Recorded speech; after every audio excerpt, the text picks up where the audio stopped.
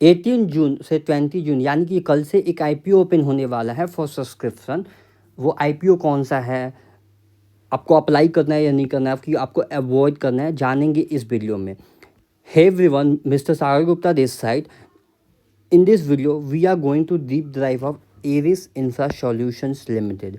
ये IPO basically incorporate हुआ था 2021 में। इनका बिजनेस कंस्ट्रक्शन और इंफ्रास्ट्रक्चर रिलेटेड सेक्टर्स में ये डील करते हैं। मतलब ये इनका जो सेक्टर है वो इंफ्रास्ट्रक्चर सेक्टर है। B2B बिजनेस है। B2B बिजनेस का दो एस्पेक्ट्स होते हैं। पॉजिटिव तो ये होता है कि इनके पास ऑर्डर्स, इनके जो ऑर्डर बुक होंगे वो काफ़ी अच्छे होंगे, और नेगेटिव एस्पेक्ट ये होता है कि मार्जिन काफ़ी कम होता है। जो प्रॉफिट मार्जिन होता है वो काफ़ी कम होता है। बेसिकली इनके प्रोडक्ट्स हैं GI pipe, MS wire, MS TMT bars. Okay, और ये ऑपरेट करते हैं मुंबई महाराष्ट्र साइड, बेंगलुरु और चेन्नई के साइड में ये ऑपरेट करते हैं। ओके, IPO ओपन हो रहा है। इंपॉर्टेंट डेट्स को देख लेते हैं। IPO ओपन हो रहा है 18 जून को और क्लोज होगा 20 जून को। फेस वैल्यू 2 रुपये पर शेयर रखा गया है, यानी कि ऑलरेडी प्री स्प्लिट है। सॉरी, ऑलरेडी क्या है, ये प्री स्प्लिट ऑलरेडी है। प्राइस बैंड रखा गया है 210 से 222। आपको जो अप्लाई करना है वो 222 के प्राइस पे अप्लाई करना है। ओके, लॉट साइज 67 शेयर्स का है और इशू साइज 499.59 करोड़ है, और ये पूरा फ्रेश इशू है। ये जो पूरा है ना वो पूरा फ्रेश इशू है, यानी जो पैसा है वो कंपनी के पास जाएगा।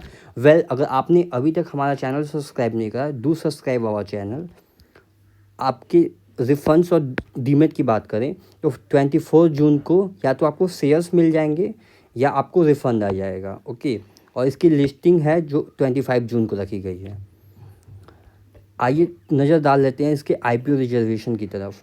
QIB को 75% का एलोकेशन देने वाले हैं, HNI को 15% और रिटेल को ओनली 10%। यानी कि ये कंपनी कभी ना कभी लॉस में रही होगी, तभी ये रिटेल को 10% का एलोकेशन देने वाले हैं।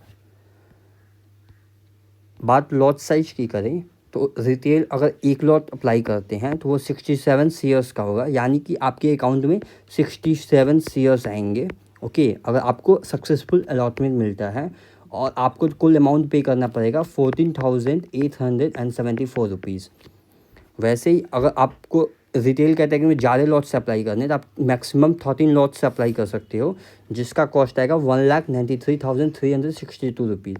मतलब 1,93,362 रुपीज़ का कॉस्ट आएगा अगर आप 13 लॉट से अप्लाई करते हो तो। अगर इसके प्रमोटर्स को देखें तो अभी इनके पास 51.67% का स्टेक है, जो कि घट के 37% आ जाएगा, जो कि एक ड्रॉबैक है बेसिकली। आइए नज़र डालते हैं इनके फाइनेंशियल्स पे। फुल ईयर एंड भाई ये मार्च का भी दे सकते थे, बट इन्होंने नहीं दिया, कोई बात नहीं। ये मार्च 2025 का भी अगर चाहते तो दे सकते थे, बट इन्होंने नहीं दिया। बात इनकी एसिड की करें तो 334 करोड़ का एसिड था, जो कि बढ़ के 2 साल में लगभग 500 करोड़ का हो गया। मतलब देखा जाए तो 150 करोड़ के आसपास के एसिड इन्होंने ऐड किए हैं। रेवेन्यू की बात करें तो 453 करोड़ का रेवेन्यू था 2022 में, जो कि बढ़ के 702 करोड़ हो गया। और एक और चीज़ देखिए आप, 453 करोड़ के सेल पे 5 करोड़ का लॉस। मैंने बोला था जैसे पहले कि कहीं ना कहीं कंपनी लॉस में रही होगी, तो ये 453 करोड़ के सेल्स पे भी ये 5 करोड़ का लॉस कर रहे हैं, जो कि बढ़ के लॉस इनका हो जा रहा है 18 करोड़। सेल्स भी बढ़ रहे हैं बट इनके लॉसेस भी बढ़ रहे हैं, 18 करोड़ का लॉस। फाइनली सेल्स में डिप आया और इनके लॉस में भी डिप आ गया। और IPO आने से जस्ट थोड़े मंथ पहले ये प्रॉफिट में आ जाते हैं और 11 करोड़ का प्रॉफिट रिपोर्ट करते हैं। तो ये देखने का बात होगा, कहीं अपने किसी एसेट को सेल करके ये प्रॉफिट में नहीं दिखा दिया ना, प्रॉफिट कॉलम में। ये भी हो सकता है, मोस्ट ऑफ द टाइम ये भी देखा गया है। बाय द वे इनकी जो बोरोइंग्स हैं वो काफ़ी इंक्रीज़ हैं। 332 करोड़ का बोरोइंग्स इनका है, जो कि पहले 154 करोड़ था, यानी कि 4 साल में बोरोइंग्स भी डबल हो गए हैं। ओके, अगर आपको ये एनालिसिस अच्छा लगे तो डू सब्सक्राइब आवर चैनल। बात करें ये मतलब ये पैसा क्यों ले रहे हैं, ये कंपनी पैसा क्यों उठा रही है। तो ये रीपेमेंट एंड प्रीपेमेंट करने वाले हैं इन फुल और part of certain outstanding borings avail by the company. मतलब ये बोरिंग्स पे करेंगे 204 करोड़ के। अगर ये 204 करोड़ पे बोरिंग्स पे कर देते हैं तब भी इनके पास 118 करोड़ के आसपास का बोरिंग्स रहने वाला है। बट इसका पॉजिटिव इस्पेक्ट ये हो जाता है कि अगर ये 332 करोड़ का बोरिंग्स है, 22 करोड़ का सॉरी, तो अगर 322 करोड़ का बोरिंग्स है, अगर 118 रहेगा तो बाकी का जो पैसा जो बोरिंग्स में एज ए इंटरेस्ट पे कर रहे हैं वो इनके पैट में दिखेगा, जो कि पॉजिटिव पॉइंट है। और फंडिंग कैपिटल रिक्वायरमेंट ये भी है, सही है। और सब्सिडरी के लिए 48 करोड़ का इन्होंने वो रखा है।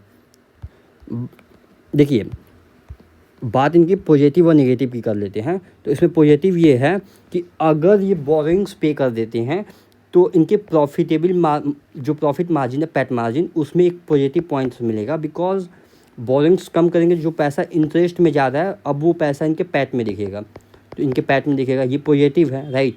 दूसरा पॉजिटिव ये है कि ये जो पैसा ले रहे हैं ये पूरा फ्रेश इशू है, यानी पूरा पैसा फ्रेश इशू है और पूरा पैसा कंपनी के पास जाएगा, ये एक पॉजिटिव पॉइंट है, राइट। दो पॉजिटिव्स तो देखें इसमें। नेगेटिव ये है कि ये कंपनी लॉस में थी और एक बैग से ये प्रॉफिट में आ जाती है, प्लस इनके बोरिंग्स भी ज़्यादा हैं, बल्कि वो कम कर लेंगे। आइए बात करते हैं अब इनके डीप एनालिसिस की, कि मतलब ये लिस्टिंग गेन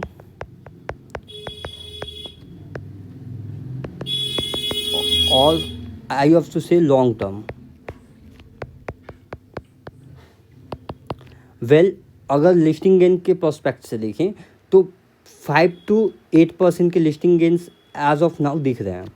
और लॉन्ग टर्म की बात करें तो लॉन्ग टर्म में ये कंपनी कंस्ट्रक्शन से रिलेटेड है, infrastructure. India is growing developing country, तो एक ग्रोथ लॉन्ग टर्म में देखा जा सकता है। और अगर आप सेफ ट्रेडर हो, if you have a safe trader, आप इसे अवॉइड कर सकते हो।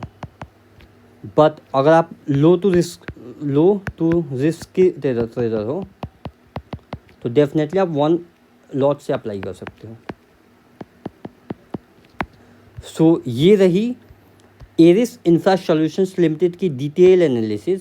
अगर आपको ये एनालिसिस अच्छा लगा तो हमारे चैनल को सब्सक्राइब करना and don't forget to hit the bell icon so never miss the update again. Thank you for watching our video. Thank you.